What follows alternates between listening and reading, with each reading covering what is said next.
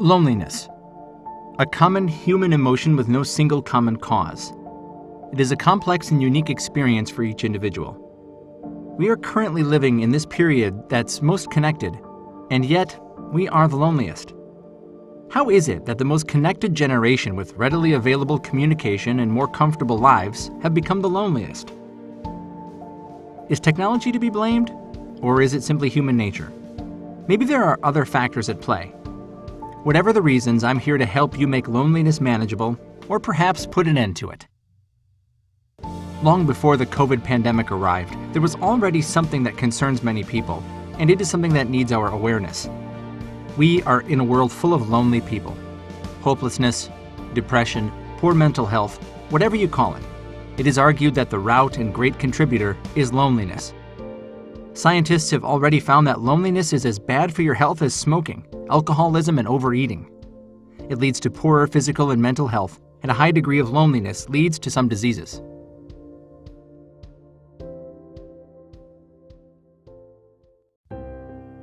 There's a study published in the Journal of Social and Clinical Psychology where they randomly assigned 143 psychology students from the University of Pennsylvania into two groups. The first group continued their use of social media as usual, while the second group limited their social media use to 30 minutes per day, 10 minutes for Facebook, 10 minutes for Instagram, and 10 minutes for Snapchat. They tracked all the students for 3 weeks. The results were clear and not surprising. The group who decreased their social media use significantly decreased their loneliness, depression, and had better subjective well-being. But the unanswered question is, why? Why does using social media seem to make us lonelier and hurt our mental health? There is no single answer to this question. What I know is, while there are substantial benefits in social media use, like communication, business marketing, maintaining and building relationships, shop from the comfort of your own home, facilitates the sharing of thoughts, ideas, and information. We can't deny the fact that it has many negative impacts on people's lives. There are issues such as cyberbullying, social comparison, sleep deprivation, less frequent face-to-face interaction, and if not used properly can lead to a more sedentary lifestyle that increases our risk for some mental and physical illnesses. The American statesman, conservationist, naturalist, historian, and writer Theodore Roosevelt said, "Comparison is the thief of joy." That social comparison, which is the most common problem on social media, was hardwired into our brains. Sometimes we're not aware, or perhaps we think it's not happening, but it is. We don't need to be conscious if it is happening to us because it happens unconsciously. This comparison thing seems inevitable because it is ingrained in our brains and part of our daily existence.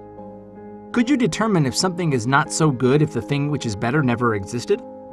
Something is not so good because something better exists, and you can't tell what is better without the word comparison.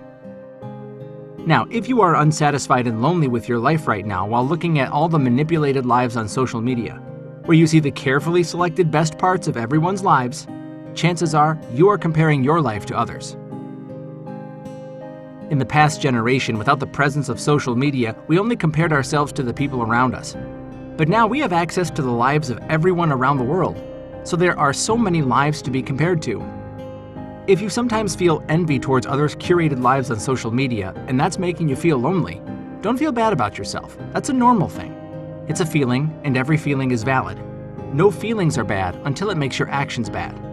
Just keep in mind that whatever you do, and whatever the circumstances are, there's always someone or something better. And there's really nothing wrong with that. All you have to do is lower your ego and be grateful for everything because those are the antidote to social comparison. But don't get me wrong.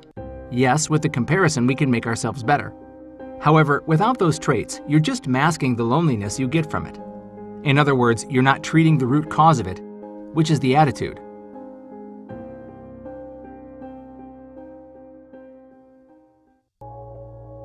Loneliness is not a single topic. While social media seems to be making us lonely, loneliness can also be caused by your own thoughts. The human brain is powerful. It is the most powerful computer ever known and arguably the most important organ in the human body.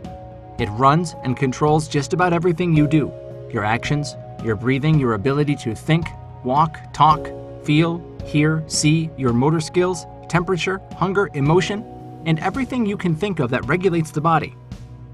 In psychology, it is known that our emotions are created by our thoughts. But why and how, you might ask? Just simply think about this. Have you ever done something, let's say, made some minor mistake that made you worried because you were thinking about what others would think of you? Did you feel unhappy about that because of what you did? Or because of the thoughts you give to what you did? What if you're not thinking about that and you don't even care about that? Would you feel unhappy? Absolutely not. Another example, if you think about your insecurity, your self-esteem might become lower. If you think about your strength, you might become proud. If you think about your problems, you might become sad. If you think about someone you love, you might be smiling right now. It's almost impossible to feel something without thinking about something in the first place because, again, emotions start with a single thought. We're just not aware of it. That's why sometimes you feel so lonely, and sometimes not. Pay attention to what you're thinking in times you're not lonely, and surely you're not thinking negative thoughts at those times because it is impossible to feel good while having a negative mind at the same time. Now, let's put it this way. In cognitive behavioral therapy, there's this cycle which consists of situations, thoughts, feelings, and behaviors. It means when a situation arises, we have thoughts about it, and those thoughts will trigger feelings, then based on those feelings, it will lead to behavior. So in this case, it is obvious that in order to stop this, we need to break the cycle, and we can only do this by addressing the root cause, which is our thoughts. As the American philosopher and the father of American psychology, William James said, "Thoughts become perception, perception becomes reality. Alter your thoughts, alter your reality." To do that, you must understand first that the thoughts you think and the words you say to yourself are sometimes not that accurate, because even though your brain is so powerful, it has its limitations. It can be easily distorted and damaged over time due to some adverse effects that happen in our life. And that is called the cognitive distortions. The cognitive distortions, which were first theorized by Aaron T. Beck in the 1960s, are known to be one of the reasons why loneliness, anxiety, and depression were prevalent in this world. Cognitive distortions are thoughts that cause individuals to perceive reality inaccurately. It means our minds become negative and convinces us to believe something that is not really true. In short, your brain is lying to you without even realizing it. So next time you are thinking about something that triggers your feelings negatively, think again and see if that's really the case or your mind is playing tricks on you. Because whatever the case, there's always another way to think about something. If you can manage your thoughts, you can manage your emotions.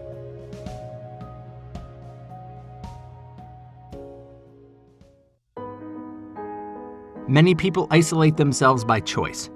They are the ones who love solitude, and being alone is just commonplace. There's always a distinction between solitude and loneliness.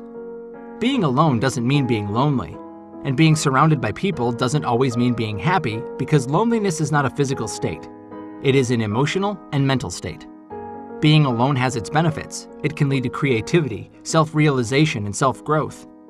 However, other people become isolated because of loneliness. There's a feeling of emptiness within them. They often feel excluded, unheard, unloved, and the belonging they want to feel is lacking. Until the feelings become intense and they exclude themselves from other people.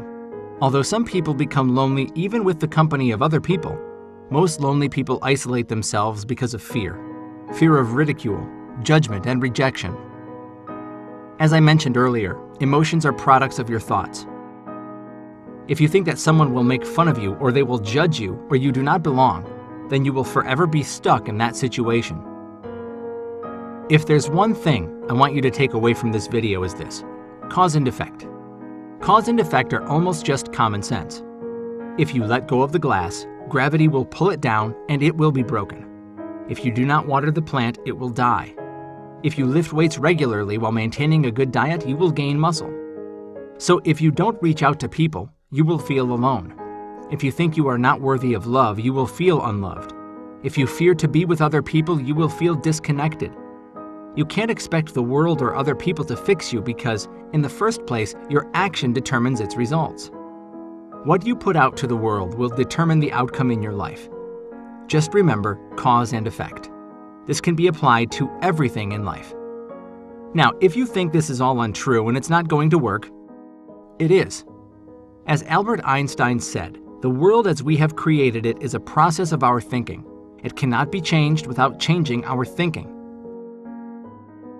The world is always right there waiting for you to act, so please get up there and do something today.